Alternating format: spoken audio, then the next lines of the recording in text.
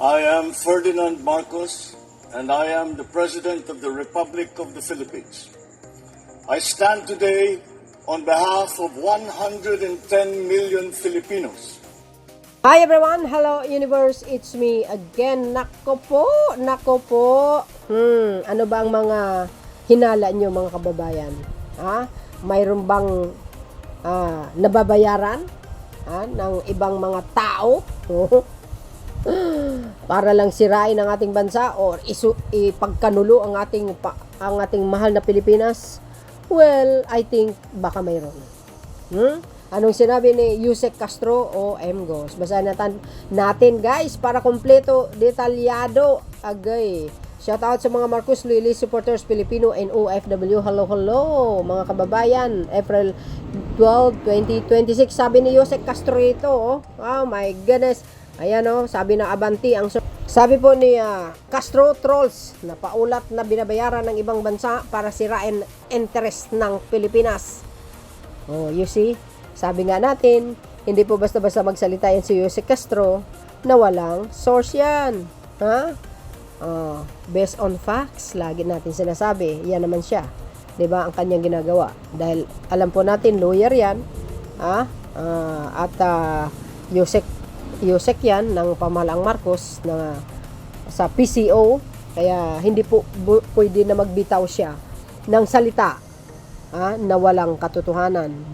Because inalagaan niya din ang kanyang kredibilidad. Di ba?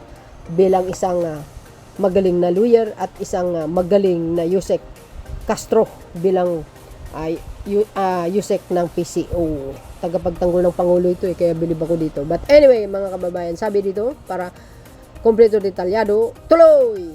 Ni Yusek Castro inihayag ni Palace Press Officer Attorney Claire Castro na may nasagap umano siyang impormasyon na may ibang bansa na nagbabayan sa trolls upang sirain ang interes ng Pilipinas. Yan ay kung kaya niyong sirain. Well, hindi ba kayo namamangha? Nagtataka mga kababayan? Maraming lumalabas ngayon ng fake news. Maaring yun ang isa sa mga way, nasirain ng bansang Pilipinas. Para nang sa ganon, pag nalaman ng mga international, ang pag nalaman ng buong mundo, yung mga ibang turista, yung mga ibang banyaga, hindi na pupunta rito. Yun, isa sa mga reason ko yan kung bakit siguro ganon.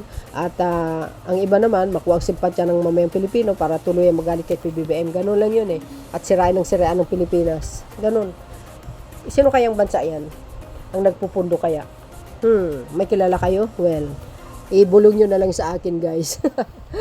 Sabi po dito may nagbabayad na ibang bansa para bayaran itong mga trolls o Mgos na sa social media sila. Yung mga trolls malaking bayad sa kanila. Kaya mag-ingat kayo sa mga pinanood nyo mga kababayan. Sa amin ka lang kayo nanood ng pro-government political content creator, vlogger. Kami lang ang panoorin nyo. At itong mga trolls para sirain yung interest natin. So yun yung mahirap. Meron tayong mga kababayan na bibili tapos bibinibinta yung sariling integridad ng bansa natin. Ni Castro. Yan ang ugali nila. Mga mukhang pera yan. 'Di ba? Mga mukhang pera yan. Para lang masirain ang sariling bansa. Pero wag kayo guys. Saan sila nakatira? Dito mismo sa sarili nilang bansa. Siniraan nila. Kung ako sa kanila, umuwi na lang sila sa China. Ginawa ni Castro ang pahayag sa unang episode ng broadcast ni Philippine Coast Guard PCG spokesperson for the West Philippine Sea, J. Tariela. Ayon kay Castro, naniniwala siya na dapat maging unifying issue para sa mga Pilipino ang usapin sa West Philippine Sea, ngunit may mga puwersa umanong nagiging sanhi ng pagkakahati-hati ng opinyon ng publiko. Suga pa si mga pera ng mga to Kaya kinakagat nila para lang sirain ang sariling bansa. Ganun sila. Ganun sila tuso mga kababayan, mga mukhang pera.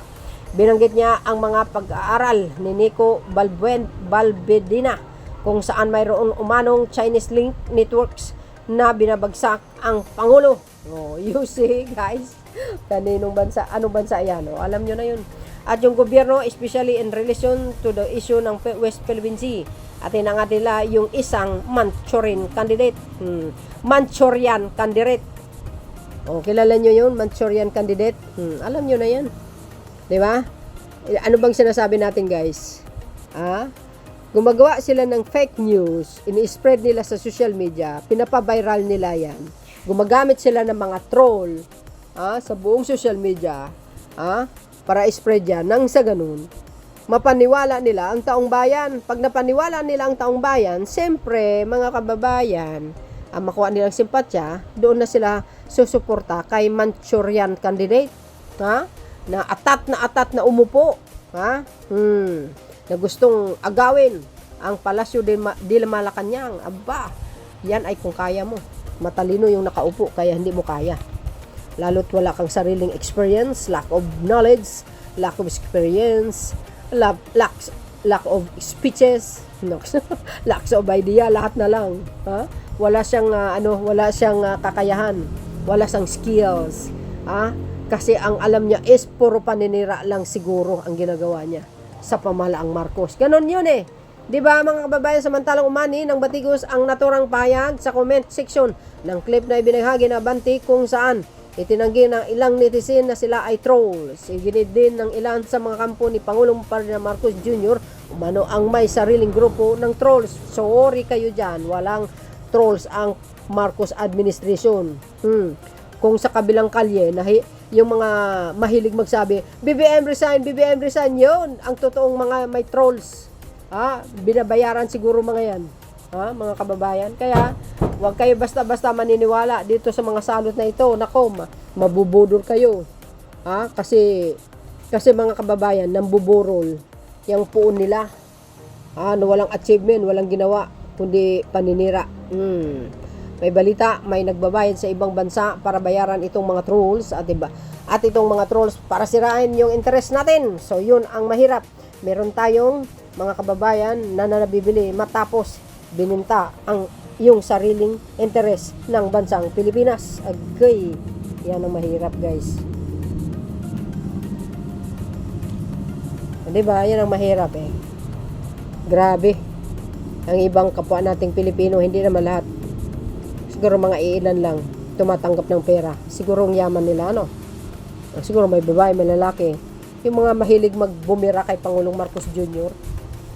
Baka trolls mga yan, baka binayaran sila. Diba?